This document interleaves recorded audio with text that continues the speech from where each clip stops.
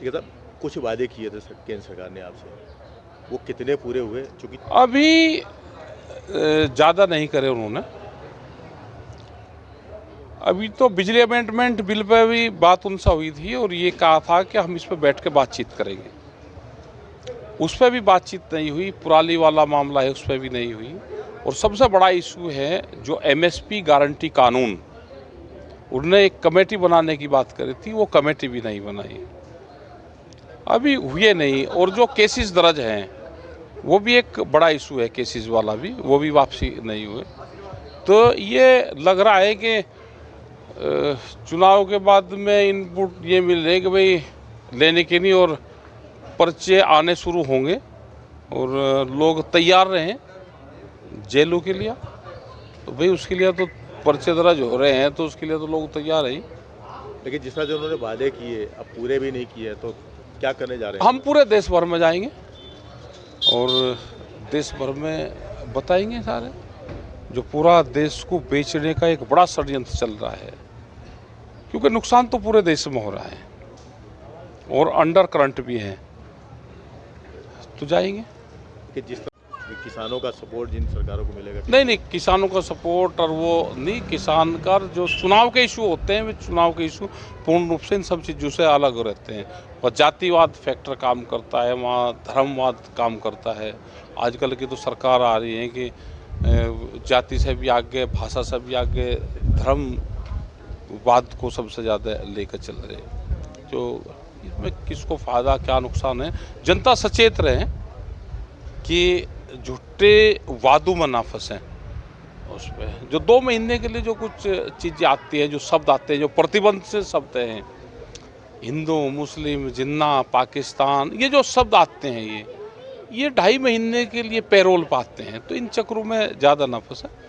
रोजगार का क्या साधन है, आपके हॉस्पिटल्स की क्या व्यवस्था है, कोरोना काल में मजदूरों की क्या हालात रही, रोजगार है या नहीं है, ख़त्म हुई है या नहीं। तो इन सारे सवालों पे उनसे क्वेश्चन जरूर करना चाहिए। जो भी लोग टिकट मांगने आए तो सवाल जवाब उनसे करें। लगता नहीं कि पूरे चुनाव के ना कि ध्रुवीकरण की राजनीति पे चले गए? हाँ, नहीं चले गए ये। अभी तो यहाँ पे तो दंगा मंत्री की एक नई पोस्ट निकल ली। आगे किसी की भी नहीं, कि सरकार अगर आ जाएगी तो एक पोस्ट और क्रिएट हो जाएगी। नागपुर से ऑर्डर आ गए हैं उसके कि भाई दंगा मंत्री की एक पोस्ट ज़रूर निकाल लो।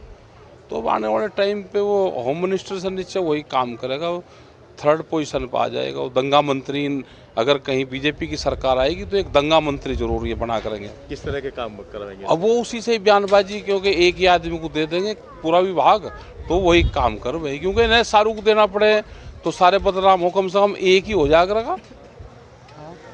एक आंदोलन की आपने बताया कि हम पूरे देश में जाएंगे। पूरे देश में हम तो कब से ये शुरू करने की प्लानिंग है? नहीं, हम तो जाएंगे, प्लानिंग ही चल रही। यहाँ पे भी आए तो यहाँ पे भी आ रही, आपसे बात कर रहे।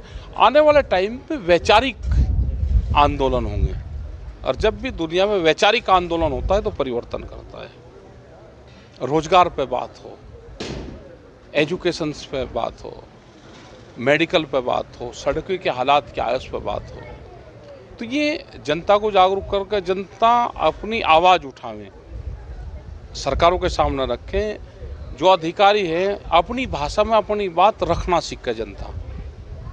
तो आने वाले टाइम पे होगा ये सारी चीज़ें। क्योंकि जिस तरह की मांगे आप कर रहे हैं, रोजगार की बात, जनता की मांगे जेल से बाहर है, तो क्या इस तरह की सरकारें चाहिए कि 3 महीने में जो मुख्य अभियुक्त हैं वो जेल से बाहर आ जाएगा? सरकार ने ढिलाई दी है ना। सरकार को जिस तरह से पैरवाई करनी चाहिए थी, अगर गरीब आदमी अपनी पैरवाई नहीं कर सकता तो सरकार मुलजिमों को छोड़ने का काम करवाएगी। कोर्ट में वे तथ्य पेश नहीं होंगे तो ये सारी चीज़ें होगी। क्या सरकार कहने की प्रयास कर रही है? चाहती हैं कि हमारे साथ में जुड़ोगे तो आप कुछ भी कर्मकांड करोगे तो आप जेल से बाहर आओगे। भाई उससे बड़ी घटना नहीं हो सकती भीड़ को गाड़ियों से रोनते हुए चला जाना। नहीं तो ये भी तो कहता है ना कानून, तो ये भी कह रहा है कि अगर आपकी गाड़ी से एक्सीडेंट हो गया है तो आप उसको उठा कर हॉस्पिटल आप पहुंचाओगे।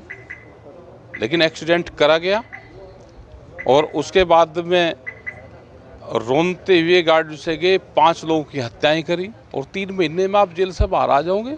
तो क्या आपने जो पावर है उसका मिसयूज नहीं करा, क्या सरकारों ने उस केस में उसकी मदद नहीं करी, तो ये दिखता है आम जनता को।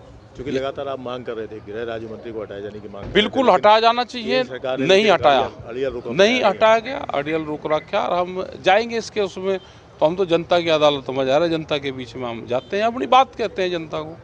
कितना फर्क पड़ेगा इस आंदोलन से जो 5 राज्यों में चुनाव हुए हैं, इन सबको लेके? उत्तराखंड में चुनाव हो देखो, चुका है। उत्तराखंड में भी चुनाव है और यहाँ पे भी ये फर्क तो पड़ता है आंदोलनों से, जो होता है, जो मूवमेंट चल रहा है, जो आजकल की सरकारें जो काम कर रही हैं, तो फर्क तो पड़ता है। अगर ईमानदारी से पूर्ण रूप से चुनाव हो तो इनको नुकसान तो होगा। लगता है किसान किस तरफ जाएंगे? देखो, किसान भी ये नहीं कि खाली किसान है और वो एक तरफ जाता है। इलेक्शन में बहुत फैक्टर काम करते हैं, जातिवाद का है, धर्मवाद का है, भाषावाद का है, इन सब चीज़ों का फर्क पड़ता है। क्या नुकसान इनको होना ही होना है? बिल्कुल नुकसान इनको होगा।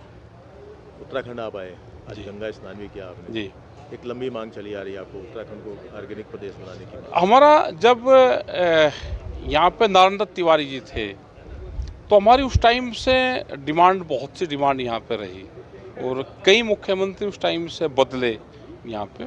और हमारी आज भी डिमांड है कि उत्तराखंड को ऑर्गेनिक स्टेट घोषित किया जाए। उत्तराखंड की कई पॉलिसी है, उन पॉलिसी पे अगर लागू करेंगे तो यहाँ का जो पहाड़ का किसान है खास करके, और जो यहाँ ऊपर से प्लान जो होता है उसमें रुकावट आएगी, उस पर हमको काम करने की ज़रूरत है।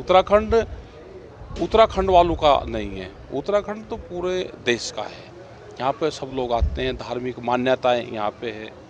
यहाँ पे विलेज टूरिज्म पॉलिसी पे काम होना चाहिए, जिससे ये हिमाचल की पॉलिसी है, उस पे गांव के लोगों को फ़ायदा होगा। जो टूरिज्म का फंड आएगा वो गांव के लोगों को उसमें जाएगा।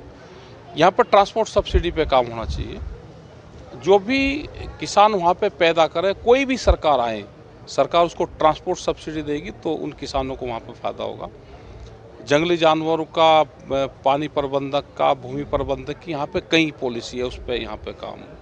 हिल अलाउंस, जो भी लोग पहाड़ में रह रहे हों उनको हिल अलाउंस मिले। अगर नौकरी पेशे करने वाले लोग हैं, पहाड़ की पोस्टिंग पे उनको हिल अलाउंस मिल सकता है, तो नेचुरल रहने वाले गांव के लोगों को हिल अलाउंस क्यों नहीं मिले? तो ये बहुत से चीज़ें हैं, इस पे काम करेंगे तो उत्तराखंड जो पलायन वहाँ से हो रहा है तो रुक सकता है। उस पर हमको सबको ज़रूरत है काम करने की। क्या लगता है कि 5 राज्यों में जो चुनाव हुए, कितने में